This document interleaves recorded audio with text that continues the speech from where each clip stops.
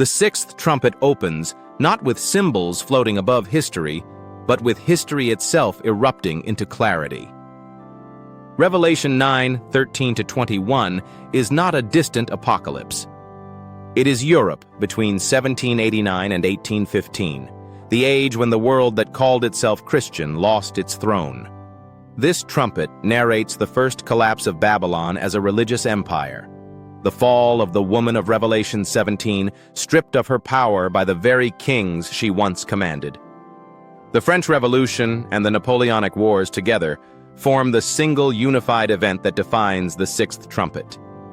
They cannot be separated. One tears the structure down, the other grinds its ruins into dust. The revolution detonates the system. Napoleon weaponizes the explosion across an entire continent. And for the first time since the rise of medieval Christendom, Europe stands on new ground. Secular, rationalist, nationalist, no longer ruled by a church-state hybrid. This is how Babylon falls the first time. Not in flames from heaven, but under the boots of armies, marching under the banners of reason, liberty, and empire. Revelation speaks of 4 angels bound at the great river Euphrates, released to kill a third of mankind. The Euphrates is not a random geographical marker. The Euphrates symbolizes the political infrastructure supporting Babylon. In the world of 1800, this means Christian Europe itself. And the 4 angels? They are the 4 great powers that shape and decide the entire Napoleonic conflict. France, embodied in Napoleon Bonaparte, the unstoppable force reshaping all of Europe. Britain, the global empire, commanded on land by Wellington and at sea by the Royal Navy. Russia, ruled by Tsar Alexander I, the vast Eastern power that breaks Napoleon's myth of invincibility. Prussia, under King Frederick William III, humbled and then resurrected into the coalition that ends the war.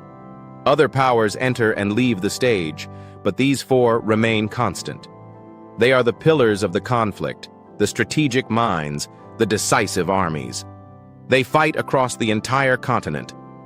They overturn kings, redraw borders, and destroy the religious political architecture that had defined Europe for 1,000 years. Their release signals the unraveling of the old world. John hears the number of the mounted troops. Twice, 10,000 times 10,000. 200 million. Around 1800, Europe's population is about 200 million. Every European feels the trumpet. Every household pays for it in blood, hunger, or ruin. The war is not an event fought on borders. It is a continent-wide shaking. A civilization is being torn from its roots. Then John describes the armies as if they were monsters, horses with heads like lions, spitting fire, smoke, and sulfur from their mouths, tails like serpents that strike. To a first-century man, artillery would be exactly that. Incomprehensible beasts of fire and thunder. Cannons belch smoke, flames, and explosions. Their recoil kicks like a living creature. Their ropes snap and coil like serpents under tension. The colors match the era: red, blue, yellow, seen in French military uniforms and in the heraldry and uniforms of the major powers. The sixth trumpet is the world of gunpowder for the first time, described in prophetic vision. But the heart of this trumpet is not war. It is judgment, not upon nations, but upon a system. Revelation 17 reveals Babylon as a woman riding the beast, a religious power sitting on political authority, claiming divine right, controlling kings and shaping laws. For centuries, medieval Christendom held Europe in an intertwined structure of throne and altar. But when the time comes, the beast turns against the woman. The political powers she once controlled now hate her, strip her, expose her, and burn her. This is not metaphor. This is the French Revolution in its purest form. The revolution does not merely criticize the church. It declares war on her institutional power. Church property is nationalized.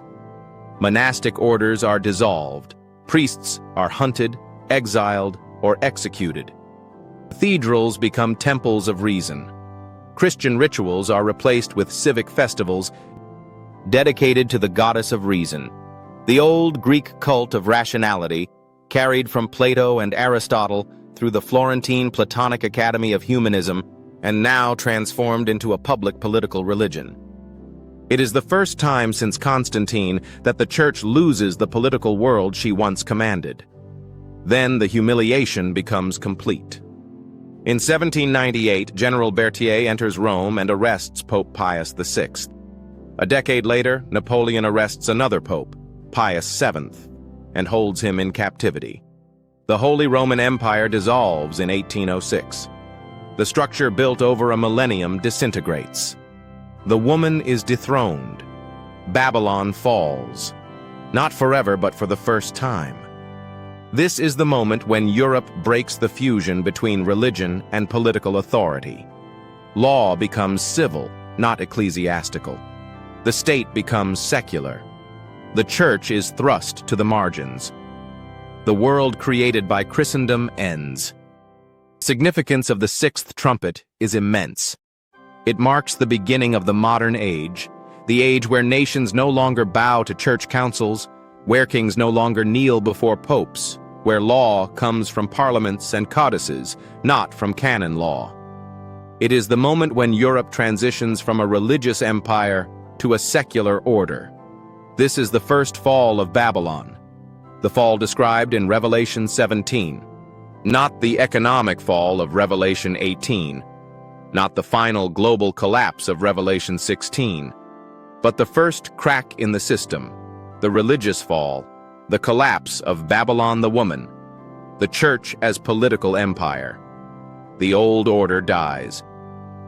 Babylon falls, and the world moves into a new phase of the prophetic timeline, a world that is no longer Christian in structure, but secular in power, waiting for the next trumpet to sound. And the next episode takes us into the seventh trumpet.